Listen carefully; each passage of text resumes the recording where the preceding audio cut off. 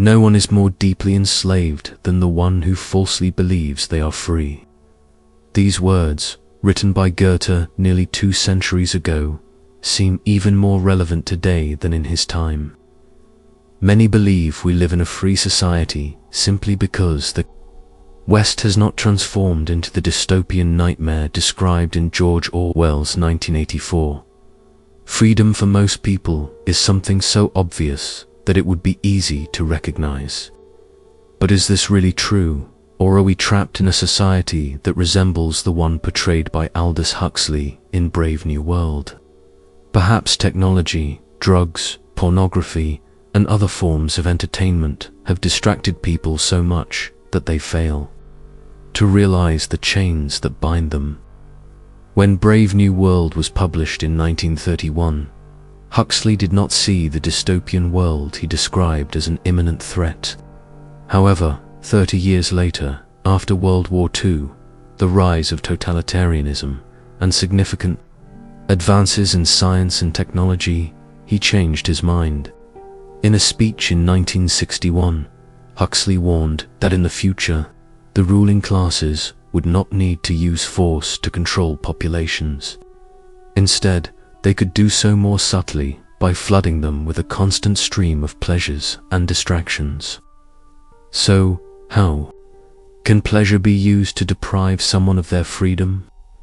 To answer this question, we need to understand the concept of operant conditioning, a behavior modification technique. In the 20th century, Harvard psychologist B.F. Skinner conducted a series of experiments in which he tested different methods for creating new behaviors in rats. These experiments demonstrated how external forces could condition humans to accept their servitude. In one set of experiments, Skinner used positive reinforcement, rewarding the rats with food every time they exhibited the desired behavior.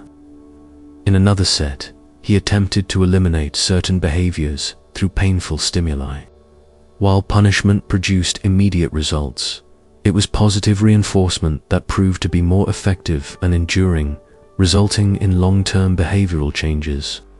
Huxley, who was well aware of Skinner's experiments, understood their socio-political implications.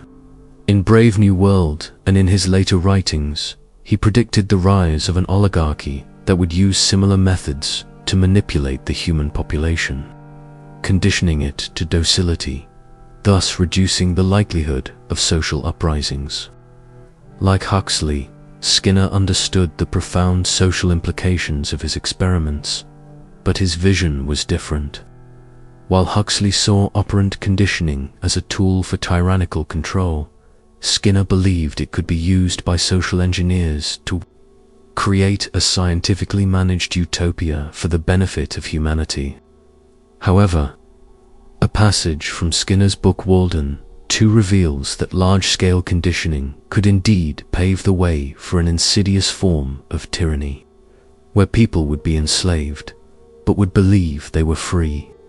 In the universe of Brave New World, the main tool of control was positive reinforcement through a superdrug called soma. The world rulers encouraged the systematic use of the drug among citizens to maintain social order. Consumed daily, soma offered, according to Huxley, an escape from reality, providing euphoria, pleasant hallucinations, or deep sleep, depending on the dosage. In addition to its relaxing effects, the drug also increased suggestibility, which amplified the effectiveness of the propaganda to which citizens were constantly exposed. However, the controllers of Brave New World did not rely solely on drug use. Sexual promiscuity was encouraged from childhood, with the motto "everyone belongs to everyone" implanted in the minds of citizens. Monogamy and family institutions were abolished, allowing everyone to satisfy their sexual desires freely. This sexual freedom served as another distraction, ensuring that people remained oblivious to the reality of their own submission. Furthermore, state-sanctioned entertainment played a crucial role in maintaining this invisible prison.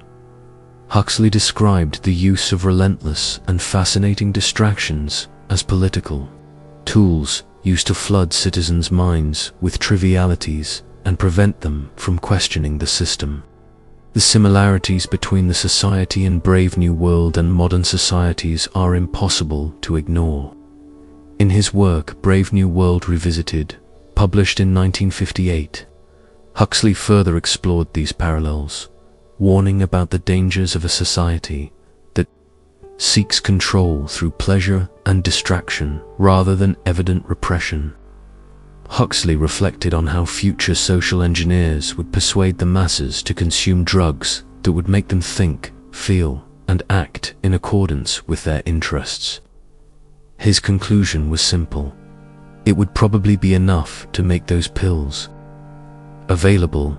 Today, it is estimated that 1 in 6 Americans uses some form of psychotropic drug, while an opioid epidemic sweeps through the West. At the same time, the ease of satisfying sexual impulses via the internet has trapped many in pornography addiction, and technologies such as smartphones offer such absorbing distractions that they consume most people's attention for much of the day. To what extent these distractions are intentionally pushed, and how much of this is simply a response to consumer demand is still uncertain. However, what is clear is that a distracted and alienated population lacks the mental clarity needed to fight against its own enslavement. As long as the modern cry is "give me television and hamburgers, but don't talk to me about the responsibilities of freedom," it is unlikely that freedom will prevail.